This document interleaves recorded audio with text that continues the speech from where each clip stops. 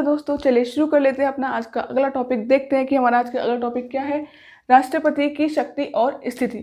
आज हम देखेंगे कि राष्ट्रपति के पास क्या क्या शक्ति है और क्या क्या उसकी स्थिति है। देखिए, अब राष्ट्रपति सरकार का औपचारिक प्रधान होता है। राष्ट्रपति क्या होता है? सरकार का फॉर्मल तरीके से वो प्रधान होता है। ठीक है। अब सेकंड पॉइंट है, औपचारिक रूप से संघ की कार्यपालिका शक्तियां राष्ट्रपति के पास होती हैं। अब जो कार्यपालिका की जो शक्तियां हैं वो किसके पास होगी? वो राष्ट्रपति के पास होगी। वो कह सकता है कुछ भी कार्यपालिका में कि अगर वो लोगों के खिलाफ है या संविधान के खिलाफ है तो वहाँ पे वो अपने साइन नहीं करेगा। उस चीज़ के लिए वो मना कर सकता है। राष्ट्रपति वापस उसको भेज सकता है कार्यपालिका में कह के कि हाँ, मैं इसको अभी लागू नहीं कर सकता, या फिर उसको कुछ टाइम के लिए टाल सकता है कार्यपालिका की किसी भी चीज़ को। ठीक है। थर्ड पॉइंट है, प्रधानमंत्री के नेतृत्व में बनी मंत्रिपरिषद के माध्यम से राष्ट्रपति काम करता है। अब जो राष्ट्रपति है वो काम किस तरीके से करेगा? वो जो प्रधानमंत्री के द्वारा जो मंत्रिपरिषद बनी होगी उसी की सलाह पर काम करेगा। जो मंत्रिपरिषद जो सलाह देगा राष्ट्रपति को, उसको उसकी बात माननी पड़ेगी, उसका कहना मानना पड़ेगा। अब इसका मतलब ये नहीं है कि राष्ट्रपति अगर खाना खाने भी जाएगा तो वो पहले मंत्रिपरिषद से पूछेगा कि सर मैं खाना खा सकता हूँ या नहीं। वो उसका पर्सनल एक अपना अलग है। लेकिन जो भी सरकारी काम है, जो भारत से जुड़े हुए, जो राष्ट्रीय समाज से जुड़े हुए जो भी काम है, राष्ट्रपति तभी कर सकता है जब मंत्रिपरिषद की सलाह उसमें साथ में दी जाएगी, तभी राष्ट्रपति काम कर सकता है। राष्ट्रपति मंत्रिपरिषद की सलाह को पुनर्विचार के लिए बोल सकता है। अब देखिए, आप ये कह सकते हैं कि अगर राष्ट्रपति ही अगर दूसरों की सलाह पे काम कर रहा है तो राष्ट्रपति की हमें ज़रूरत ही क्यों है? हम क्यों उसको राष्ट्रपति बना रहे हैं? अब देखिए, जो राष्ट्रपति है वो काम कर रहा है, ठीक है, उसकी सलाह पे काम कर रहा है, लेकिन जो सलाह दे रहा है उसको भी वापस वो पुनर्विचार के लिए कह सकता है कि आप एक बार फिर से सोच लीजिए कि ये जो आप करवा रहे हो काम भारत के लिए, एक राष्ट्र के लिए, ये ठीक भी है नहीं है। तो वो उसके लिए कह सकता है, एक तरह से कह सकते हैं कि एक ने सलाह दे दी, अब उसके ऊपर और सलाह के लिए उसको बोला जा रहा है कि ये काम एक बार चेक कर लो, ये ठीक है या नहीं है, वो फिर भी उसको कह रहा है। तो इसमें क्या है, अब अनुच्छेद 74 के तहत राष्ट्रपति जो है मंत्रिपरिषद को दोबारा से कह सकता है, पुनर्विचार के लिए कह सकता है कि आप इसको एक बार चेक कर लो फिर से। जो राष्ट्रपति है वो कितने टाइम के लिए काम करता है? कितने टाइम का कार्यकाल होता है उसका? 5 साल का कार्यकाल होता है। और उसके चुनाव कैसे होते हैं? अप्रत्यक्ष होते हैं, मतलब इनडायरेक्ट होते हैं। मैंने आपको पीछे की वीडियो में बताया था ना कि इनडायरेक्ट वोटिंग होती है, समानुपातिक प्रणाली जिसे बताया था कि जो एकल संक्रमणीय मत प्रणाली है, तो वो इसमें क्या है, वो इसी में ही उनके राष्ट्रपति के चुनाव होते हैं, ये उनकी प्रणाली होती है। अब जो राष्ट्रपति का महाभियोग द्वारा हटा सकते हैं। अब महाभियोग से मतलब है कि उनको हटाना, मतलब अगर उनको हम हटाना चाहे तो हटा सकते हैं। कब हटा सकते हैं? अगर जब उन्होंने संविधान के खिलाफ जाके कुछ काम किया हो तभी हटा सकते हैं। उससे पहले हम नहीं हटा सकते राष्ट्रपति को।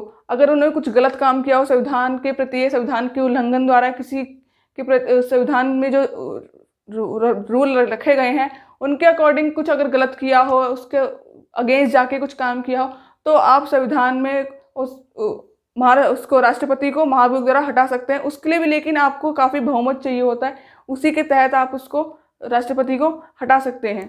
अब देखिए, अब आप कह सकते हैं कि जो राष्ट्रपति है जब उसको सब कुछ सारी बातें जो मंत्रिपरिषद की माननी है, जो प्रधानमंत्री के नेतृत्व में जो बनी है उसको सब कुछ मंत्रिपरिषद की माननी है, तो राष्ट्रपति क्यों का पद ऐसा ही क्यों? तो इसका मतलब ये है कि जैसे संविधान जो है वो राष्ट्रपति को बिल्कुल वास्तविक कार्यकारी भी नहीं बनाना चाहता, या फिर उसका मतलब ये नहीं है इसको बहुत छोटा बनाना चाहता है, या उसका जो पद है उसको प्रभावपूर्ण बना के रखना चाहता है वो, कि जो गरिमामय में बना रहे। साथ ही साथ उसको वास्तविक कार्यकारी नहीं बना रहा, उसको उस संविधान के तौर पर इस तरह से बनाया जा रहा है कि वो एक महान संवैधानिक प्रधान बन सके, एक अच्छा प्रधान बन सके जो समाज के लिए, राष्ट्र के लिए हित में सोचे, राष्ट्र के उसमें सोचे। ऐसा ना हो कि वो सिर्फ अपनी शक्तियों का नाजायज़ फ़ायदा उठाए, वो एक राष्ट्र के प्रति उत्तरदायित्व, वो एक राष्ट्र के प्रति जिम्मेदार हो। तो इसको इस तरह से रखा गया है। तो चलिए अब अपना अगला टॉपिक देखते हैं। हमारा अगला टॉपिक है राष्ट्रपति के विशेष अधिकार। अब देखते हैं इसमें राष्ट्रपति को क्या क्या विशेष अधिकार मिले हैं, उसे क्या क्या उसे दिए गए हैं। पहला है आपका सूचना प्राप्त करने का अधिकार। राष्ट्रपति जो है मंत्रिपरिषद से किसी के विषय में भी सूचना के बारे में पूछ सकता है, और उसका फ़र्ज़ बनता है कि वो उसको सारी सूचनाएं दे। वो किसी चीज़ के बारे में भी से पूछ सकता है कि जैसे संविधान में जैसे आप उसको अधिकार दिए गए हैं कि राष्ट्रपति जो है सूचना मांग सकता है किससे? मंत्रिपरिषद से, और मंत्रिपरिषद को देनी होगी उसे। वो पूछ सकता है कि जैसे राष्ट्र में क्या चल रहा है, समाज में क्या चल रहा है, वो इसके बारे में जानकारी ले सकता है। दूसरा है देश में क्या चल रहा है, इस विषय पर राष्ट्रपति पूछ सकता है।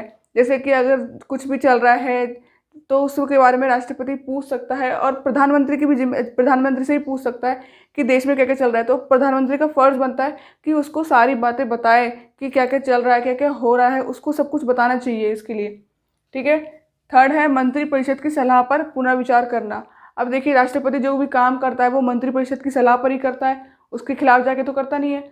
तो मंत्रिपरिषद को भी वो, उसके पास ये अधिकार है कि वो मंत्रिपरिषद को वापस कह सकता है उसकी ही सलाह पर कि आप भी एक बार फिर से पुनर्विचार कर लीजिए कि ये ठीक है या नहीं ठीक है। क्या पता राष्ट्रपति को लग रहा हो उसमें कुछ कमी हो, तभी तो वो उसको वापस करेगा, तो वो भी सोच समझ के उसको वापस देगा मंत्रिपरिषद को कि आप भी सोचिए। अगर लेकिन मंत्रिपरिषद को लगेगा कि हाँ नहीं ठीक है मेरी बात, तो फिर वो दोबारा से वो राष्ट्रपति को भेजेगा।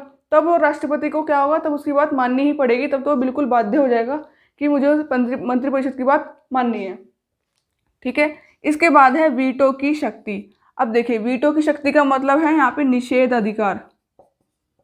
निषेधाधिकार मतलब किसी चीज को वो टाल सकता है, कह सकता है। अब टालने का मतलब, अब देखिए जैसे संसद में जो है विधायक पारित होते हैं, तो जो विधायक पारित होते हैं वो या तो जैसे किसी नियम के लिए, कोई वो जैसे नियम के लिए के लिए कहते हैं, या फिर किसी धन के लिए उनकी कोई रिक्वायरमेंट होती है, कोई उनको प्रोजेक्ट के लिए कोई काम करना होता है, और जैसे कुछ भी उन्हें जैसे कुछ काम करना होता है तो उसके लिए उन्हें राष्ट्रपति का साइन लेना पड़ता है, उन्हें राष्ट्रपति की मंजूरी जरूर चाहिए होती है। अगर राष्ट्रपति उसको ना दे, उसको या फिर टालता रहे या मना कर दे, मना तो क्या उसको टाला जा सकता है कुछ दिनों के लिए, कुछ महीनों के लिए। अगर वो उसको टाल रहा है तो वो क्या कर रहा है, एक तरह से निषेध कर रहा है, मतलब उसको कह रहा है कि हाँ हाँ ठीक है कर दूंगा, पर लेकिन वो कह रहा है कि उसको बार बार टाल रहा है कि थोड़े दिन के लिए, हाँ 2 दिन बाद, 4 दिन बाद, 10 दिन बाद, महीनों बाद, जितना भी जब उसे राष्ट्रपति को ठीक लगे तो तब वो कर देगा। लेकिन जब तक वो नहीं कर रहा है तो वो एक तरह क्या है, उसको वीटो पावर है कि उस तरह की उसकी वीटो शक्ति है उसकी। लेकिन अगर जब संसद उसे कह दे कि वो संसद को ठीक लगे कि वो विधायक ठीक है, हाँ वो काम करने लायक है, काम करने वाला भी है वो, तो क्या है उस राष्ट्रपति को फिर उसकी मंजूरी देनी पड़ती है। लेकिन जब तक वो विलंबित कर रहा है, देरी कर रहा है उस चीज विधायक को उस पे सिग्नेचर को देने के लिए राष्ट्रपति, तो क्या है एक तरह से वो उसकी वीटो शक्ति है, एक तरह से उसकी पॉकेट वीटो है वो, कि अपनी जेब में उसको रख रखा है कि, और उसे कह रहा है कि हाँ हाँ ठीक है काम कर दूंगा, लेकिन वो लेट कर जा रहा है वो। तो ठीक है, इसका मतलब क्या है, वीटो की शक्ति। लास्ट में प्रधानमंत्री की नियुक्ति। अब देखिए प्रधानमंत्री की नियुक्ति भी कौन करता है, राष्ट्रपति करता है। अब भारत के उपराष्ट्रपति में देख लेते हैं कि इसमें क्या क्या बातें बोली गई हैं। पहले ये है कि 5 वर्षों के लिए चुना जाता है उन्हें, जो भारत के जो उपराष्ट्रपति होते हैं उनका भी जो क्या होता है 5 वर्षों के लिए चुना जाता है। ये भी बिल्कुल राष्ट्रपति की तरह ही है, इसमें चुनाव भी इनकी राज्यसभा में ही होते हैं, जैसे राष्ट्रपति का चुनाव होता है उसी तरीके से उपराष्ट्रपति के चुनाव होते हैं। इसमें क्या होता है, निर्वाचक मंडल में विधानसभा के सदस्य नहीं होते, लेकिन जो लोग उनको चुनते हैं तो जो निर्वाचक मंडल के जो विधानसभा के जो लोग हैं, जो सदस्य हैं, वो नहीं होते हैं इसमें। ठीक है। अब है इसमें जैसे कि अगर हमें बाई चांस की अगर हमें उपराष्ट्रपति को हटाना है तो हम किस तरीके से हटाएंगे, तो हम राज्यसभा में क्या होगा, हमें बहुमत हासिल करना पड़ेगा, भारी बहुमत हासिल करना पड़ेगा, और लोकसभा में हमें उसे पारित कराना पड़ेगा, उसे पास कराना पड़ेगा, जिसकी वजह से हम उपराष्ट्रपति को हटा सकते हैं। ठीक है। अब इस उपराष्ट्रपति को हटाने के बाद देखते हैं कि राज्यसभा के जो होते हैं पदेन अध्यक्ष उपराष्ट्रपति होते हैं। ठीक है। अब मान ली, अब ये आप सोच सकते हैं कि जब हमारे पास राष्ट्रपति है तो हमें उपराष्ट्रपति की क्यों ज़रूरत है, हम क्यों उपराष्ट्रपति को रख रखा है। अब मान लीजिए जो हमारे भारत के राष्ट्रपति हैं, या अगर वो किसी भी काम की वजह से बाहर विदेश गए हैं, या कोई बात है, या उनकी मृत्यु हो गई है, या किसी भी वजह से वो अगर वो कुछ समय के लिए वो कार्यकाल नहीं संभाल पा रहे हैं, तो क्या होता है उपराष्ट्रपति को वो कार्यकाल दे दिया जाता है, उनके कंधों पर सारी जिम्मेदारी आ जाती है राष्ट्रपति की, वही सब कुछ संभालते हैं। देखते हैं क्या होता है कि वो सिर्फ तब तक उपराष्ट्रपति जो है राष्ट्रपति के पद पर तब तक रह सकते हैं जब तक कि राष्ट्रपति का पद खाली है, या फिर वहाँ पर कोई राष्ट्रपति है नहीं उस पद पर, तब तक के लिए उपराष्ट्रपति उस पद पर बैठ सकता है। उसके बाद अगर कोई राष्ट्रपति चुन दिया जाता है, अगर राष्ट्रपति कोई आ जाता है, तो उसके बाद उपराष्ट्रपति को हटा दिया जाता है।